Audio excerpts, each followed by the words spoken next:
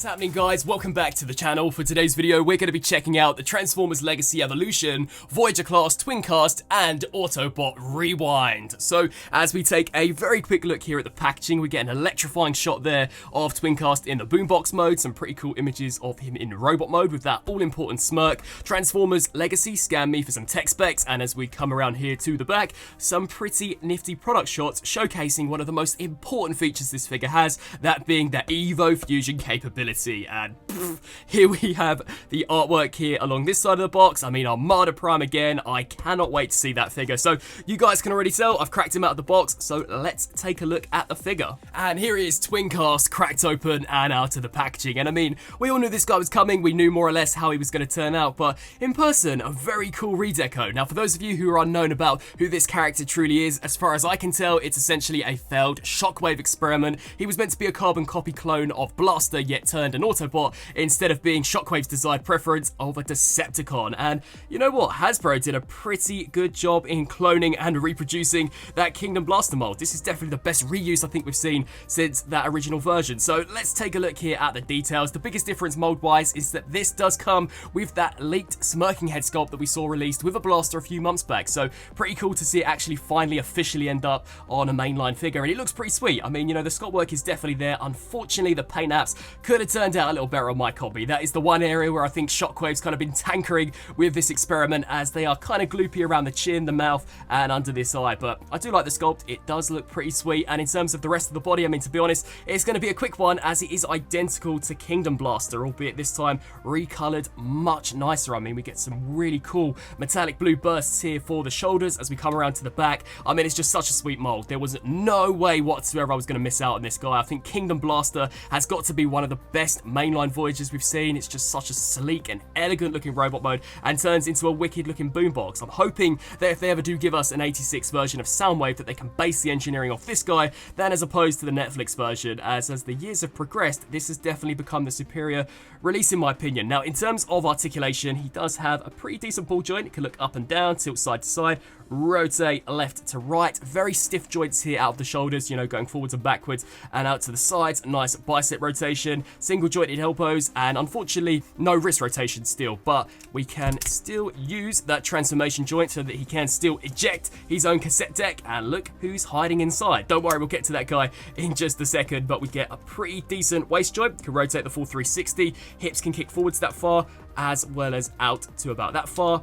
Kick there, so you know you can have him smacking Shockwave in the face. Nice thigh rotation, single jointed elbows, and that wicked War for Cybertron trilogy ankle pivot. And I like how they've even kind of painted the toes in a nice glossy black, despite it being cast out of red plastic. So yeah, in all, it's pretty decent. Now, you guys may have seen that I have got his cassette mate inside of him, so if you eject that, here we have Rewind.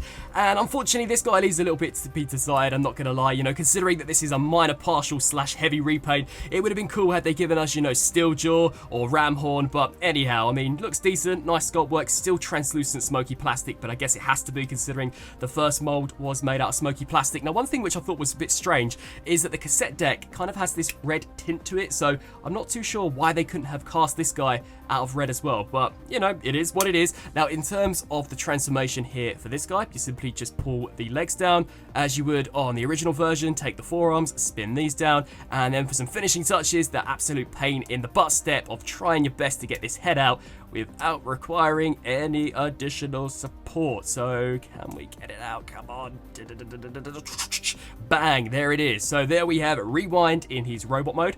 Nicely sculpted, but I just wish maybe it was in a different color, or could have just been an entirely different character altogether. And then finally for Twincast, we also get his Blaster. Unfortunately not decked out in red, which is a shame. You know, I think the original G1 toy had a red Blaster, and considering how expensive that is on the aftermarket, it would have been cool had they, you know, carried that over here for this toy, but still decently sculpted. One thing I will mention is that the plastic does feel a little rubbery and bendy on this guy just across the board, but overall, not bad looking at all. Now, for some comparisons in robot mode, we have the Legacy Twincast alongside his original mold mate, that being Blaster. And I mean, despite the plastic still being pretty decent on this guy, I have noticed that there's quite a difference in terms of the heft. The Kingdom Blaster feels a lot weightier, and even when you compare the actual blasters between the two, you may be able to tell that the plastic does appear to be a little more glossy on the Kingdom Blaster than as opposed to this one, which is more of a matte finish, and it is way harder plastic. So this here cannot bend nor warp, whereas with this one, there is quite a bit of flex to the plastic. So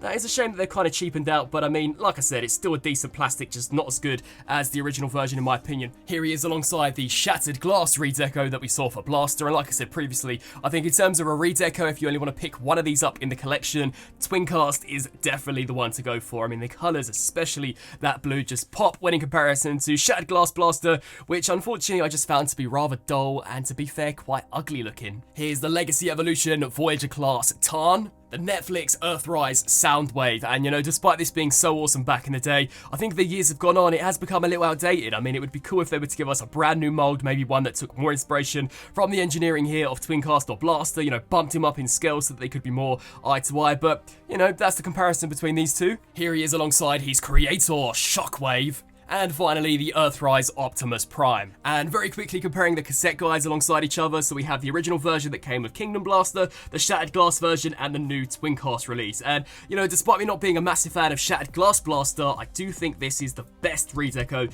that we've seen so far. So, you know, I mean, let me know down in the comment section below, out of the three, which is the one you guys prefer. And then here are all three of them in their robot modes. Now, getting stuck into transformation to kickstart things off with, you're going to want to come here to the back, pull this section down, take the head, and just snap that there over the top. We can then take the waist joint, rotate it so that the front is now facing the back, take the hands, bring these around, and that tiny little slot is going to peg into that MechTech port, so just softly snap that into place. To be fair, it more or less just kind of rests there. We're then going to want to rotate here at the bicep, and then at the same time basically break the forearm in half. So snap it and reverse this here in upon itself, and then rotate that around. So do the same here for this side, rotate that around, just like that. Make sure that's all nice and straightened out. We can then come down here to the legs, so take the toes, snap those into place, take the speakers and reverse them, so we get this nice kind of techie detail. What you'll then want to do is come here to the back, pop out these panels,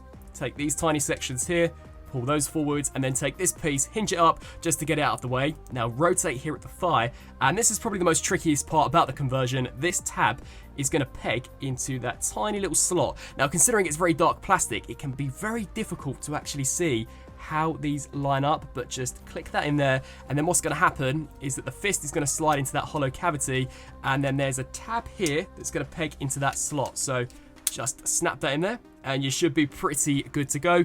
Do the same here for this side, so open this panel up, flip that out, rotate this section around, and just line up that tab and slot. So peg that in there, make sure that fist goes into that slot, and then just snap that section in. And then for some finishing touches, at least in terms of the base boombox, you're just going to want to snap this into place. It will peg into two tabs on the back of the hips, and then we can come around here to the back, take the handles, lift these sections up on both sides, combine the two halves, and bang, just like that, there you have Twincast fully transformed up into his boombox. And you know what, like I said previously, it is such an impressive mold. I mean, in my opinion, this mold alone could rival that of some of the third-party companies, especially when you factor in the price point and how simplistic it is to go from point A to point B. I mean, this thing is just so nicely done from a side perspective, barely any excess bot mode kibble. I mean, you know what, even the back doesn't look that bad. I mean, to be fair, there's nothing that's too obvious. We get these pieces, which to me kind of remind me of the batteries that you would insert inside a real boombox, so that's kind of cool. Nice kind of techie detail here for the back, but very nicely painted at the front. You can see we've got all of the different dials, just a very nicely done looking boombox. You can still eject the cassette deck if you wanted to, and hold it so you could be walking around Cybertron, blasting out some sick tunes.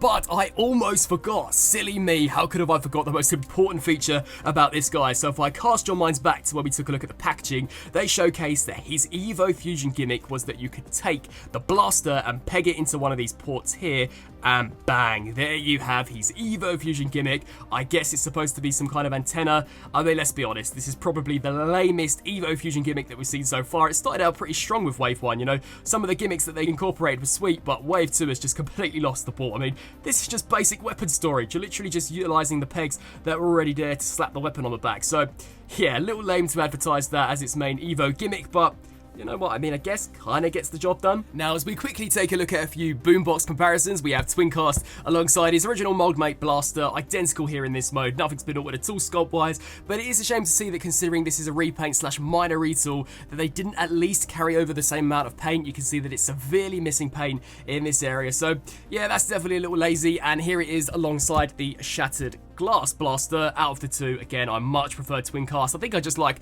vibrant colours, to be fair. And then finally, here we have them alongside Blaster's rival, that being Netflix Soundwave. So we definitely need an update. I mean, this was so wicked when it came out back in 2020. I thought it was the best thing since sliced bread, but then we saw Blaster, and I mean, Soundwave, unfortunately, is quite chunky, quite ugly from the back.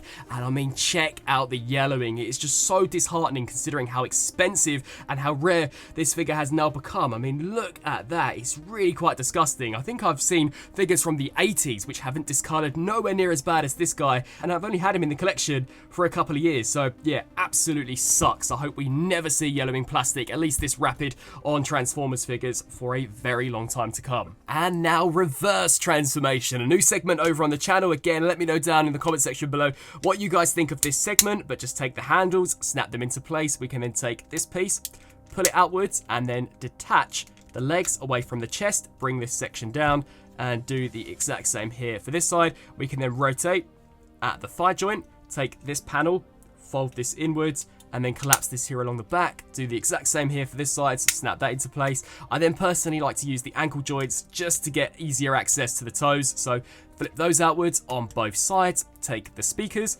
and just reverse those so that the fronts are now facing the back. We can then take this piece, collapse it down, rotate at the waist, straighten the forearm out until it does click into place, rotate at the bicep, fold out the hands, and do the exact same here for this side, and then rotate that around. And for some finishing touches, pull the back panel out, flip up the head, and bang, there is Twincast, very simply back in his robot mode. And so, wrapping up on this review for the Transformers Legacy Twincast and Rewind. Overall, for a minor retool slash repaint, it's definitely pretty nicely done. Is it a day one purchase? I'd say unless you are a super big fan of the redeco and the character, then maybe not, you know. I don't think this is one that's going to particularly fly off shelves, especially considering it comes packaged with Metal Hawk, which is more or less a brand new figure. So, if you can wait for this to go on sale, which I think it's going to, then definitely just hold out for a few weeks or maybe a few months longer. But, you know, it's definitely cool. I like how they have given us a brand new head sculpt. It's, you know, very subtle in the change, but at least it is there. I really think they could have gone a little extra further though, you know, like they did with Metal Hawk and how extensively